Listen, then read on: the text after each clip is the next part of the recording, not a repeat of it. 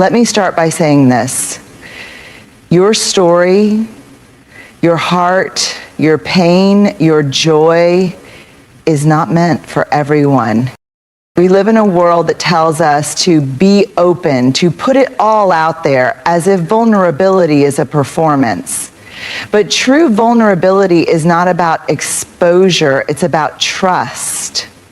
It's about safety. It's about knowing who has earned the right to hear your story. When we share the most tender parts of ourselves, our mistakes, our dreams, our wounds, we're offering something sacred. And not everyone deserves access to the sacred. Vulnerability is not weakness, it's not a flaw, it's not something to be fixed, hidden, or apologized for. Vulnerability is our most human expression. It's the part of us that says, this is me, unarmored, unedited, real. But here's the thing, just because it's real doesn't mean it belongs everywhere. We've been taught that being vulnerable means sharing everything with everyone, posting our deepest fears online, confessing our personal battles to strangers, speaking before we've processed, and sometimes we do it hoping someone will catch us, will hold our truth with gentleness and say, "Me too, you're not alone." But when vulnerability becomes performance, when it becomes content, not connection, we strip it of its sacredness. Vulnerability is a sacred act. It is something we offer to those who have proven they can hold it with integrity. It's not for the crowd, it's for the circle. The ones who lean in when things get uncomfortable.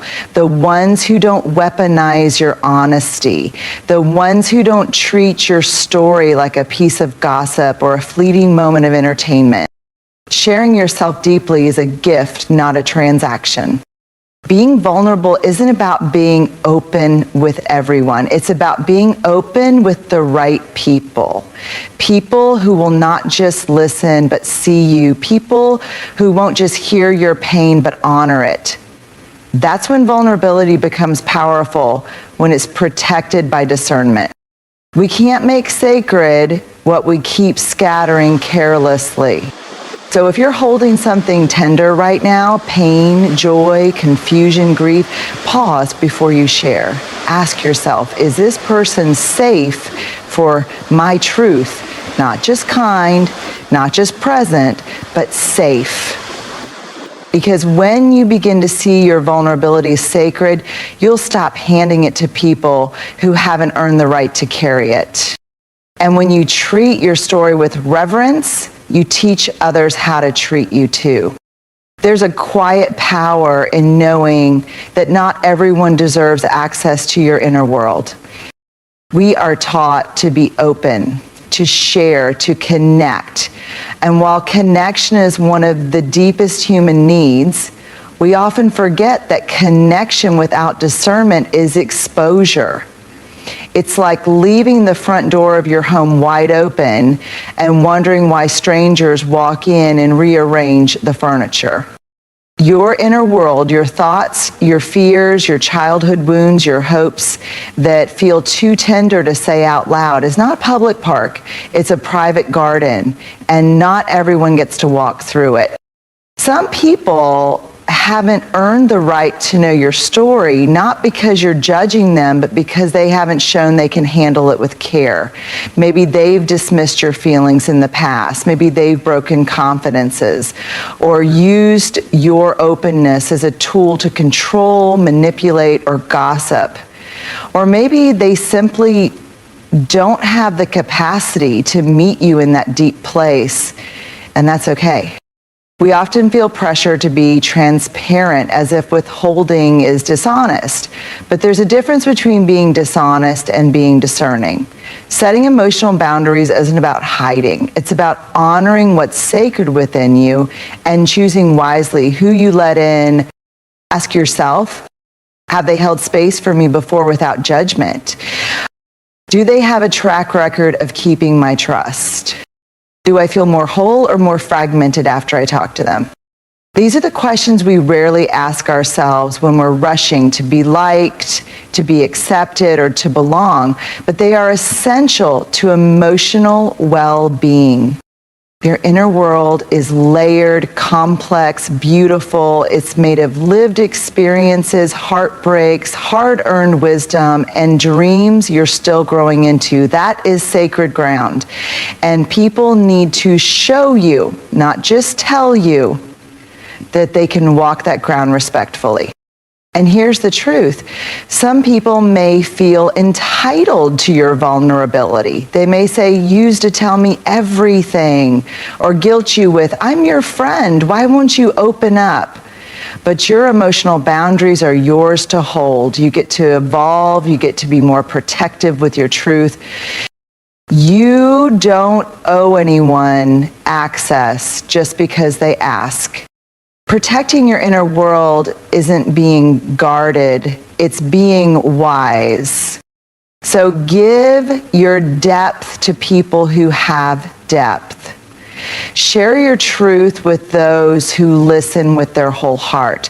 Let your story be met by someone who doesn't just hear you, but gets you. The rest, they can stay outside the gate. With love, but with clarity. We often confuse the two, especially in a culture that celebrates rawness, openness, and telling it like it is. And while those values can be powerful when grounded in truth and trust, they become dangerous when they're mistaken for emotional intimacy. Authenticity is about being real.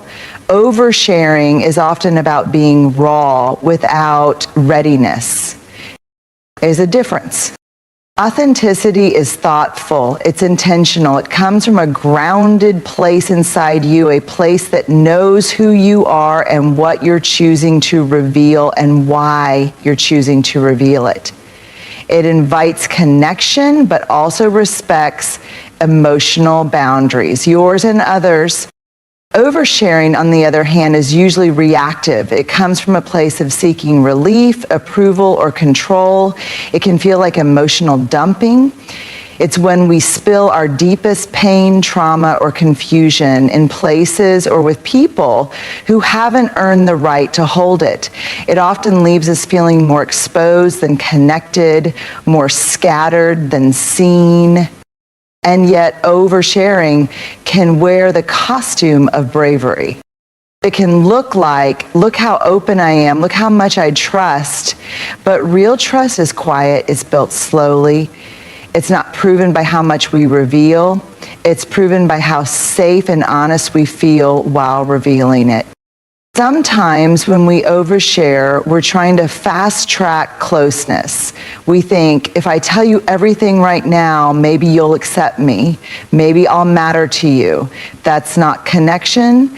That's desperation dressed up as disclosure. Authenticity says, I choose to show up as my full self, but I don't need to unpack everything at once. I can have boundaries and still be real. I can be honest and still be wise. Oversharing says, if I tell you everything, maybe I won't feel alone. Maybe I'll feel in control. Maybe you'll stay. But the truth is, what we rush to share often becomes a weight we regret carrying later. We all want to be known, but the desire to be known doesn't mean we have to hand over our entire life story in the first conversation. There is strength in being selective. There is clarity in saying, this part of me is still healing, I'm not ready to share it yet. There's a difference between being expressive and being exposed. And here's the beauty of it. Authenticity doesn't need to be loud to be powerful. It doesn't need a stage or a social media post. Sometimes it's just a quiet moment of truth with someone who's earned your trust. Sometimes it's telling yourself the truth before anyone else hears it. So before you speak, pause. Ask, am I sharing to connect or to relieve pressure? Am I grounded in this truth or still bleeding from it? Is this person capable of holding what I'm about to give them?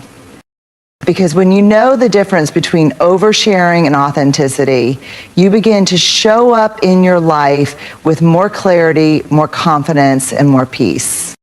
We often think of trust as something grand, something earned through heroic gestures or monumental decisions, but the truth is, trust is built in small, ordinary moments, quiet, almost forgettable moments, the ones that don't make headlines but make a lasting difference in the heart. Trust doesn't arrive all at once. It's not a switch that gets flipped. It grows layer by layer, word by word, action by action over time. It begins in subtle ways. Someone remembers your favorite tea. They notice when your energy feels off and gently ask, "Are you okay?" They follow through on something small, like texting when they said they would. They laugh with you, not at you. They keep your confidence without being reminded. They sit in silence with you when words are too heavy to carry. These moments might seem insignificant, but they matter because they send a powerful, consistent message. I see you, I hear you, I respect what matters to you. And we begin to believe, maybe I can be myself here, maybe I'm safe. That's how trust grows, not with fireworks, but with flickers. But let's be honest, small moments can break trust too. A promise that's casually forgotten. A dismissive comment disguised as a joke. A story you shared in confidence passed along without your consent. The silence that follows when you expected support. The eye roll when you finally opened up.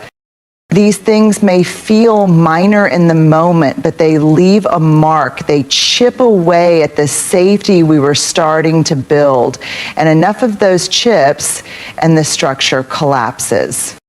That's why trust isn't about perfection, it's about consistency. It's not about grand apologies, it's about accountability. It's the difference between I'm here for you and actually showing up when it counts, even in the smallest way. It also works both ways. We don't just need to look for trustworthy people, we need to be trustworthy people. And that begins with how we show up in the little moments. Do we listen with presence? Do we protect what was shared with us? Do we remember what matters to the people we care about? Do we respond with empathy rather than fix-it mode? Because every interaction, no matter how small, is a vote for or against trust. And here's something most people forget. You build trust with yourself the same way. When you keep your own promises, when you honor your intuition, when you treat your emotions with respect instead of shame, those small moments where you choose yourself, even quietly, that's self-trust in action. So the next time you wonder whether you can trust someone or whether they can trust you, don't just look at the big things. Look at the little ones. The way they pause to listen, the way they hold your story without trying to fix it, and the way they say, I don't have the answers, but I'm here. Because trust isn't built with one big act. It's built in the small, ordinary, unremarkable moments that, when added together, become everything. We live in a culture that often glorifies loudness. Say it all, share it now, speak your truth. Always. But here's what that culture forgets. Sometimes silence isn't secrecy, it's self-protection. There are moments in life when our inner world feels too raw, too tender, too sacred to be spoken aloud. And in those moments, choosing silence doesn't mean we're hiding, it means we're healing. Not everything we carry is ready to be shared. Some truths need time to settle. Some wounds need space to scab over before we speak of them. And some emotions need to be understood by us first before they can be handed to anyone else. Choosing silence isn't avoidance, it's discernment. It's the quiet wisdom that says, not now, not yet, not with them. And that's not shameful, that's strong.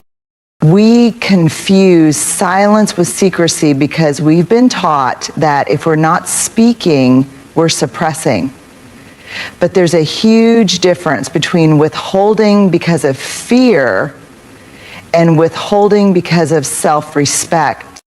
Silence, when rooted in intention, is a boundary. It says, I'm not ready. I'm still making sense of this. Don't trust this space to hold what I'm carrying. I need to protect my peace more than I need to explain myself. There are people who will pressure you to talk. They'll say, you're being distant, or you're shutting me out. But silence is not rejection. Sometimes silence is the safest thing we can offer ourselves. And let's be honest, how many times have we shared something too soon and walked away feeling exposed, misunderstood, or even betrayed? That's the risk of premature vulnerability.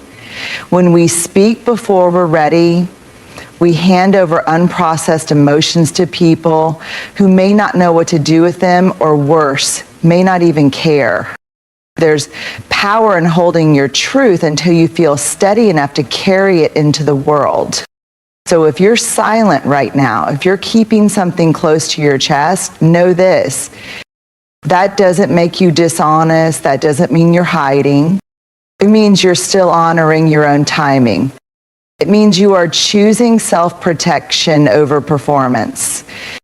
When we treat silence as a form of shame, we shame the very instincts designed to keep us safe. So be gentle with your silence. Wrap it in compassion and remind yourself, this isn't me being closed off. This is me being wise enough to wait. The time to speak will come, and when it does, you'll be stronger, clearer, and more grounded. And the people who deserve your voice, they'll still be listening. There are parts of our lives so intimate, so raw, that they don't just hold our memories, they hold our meaning.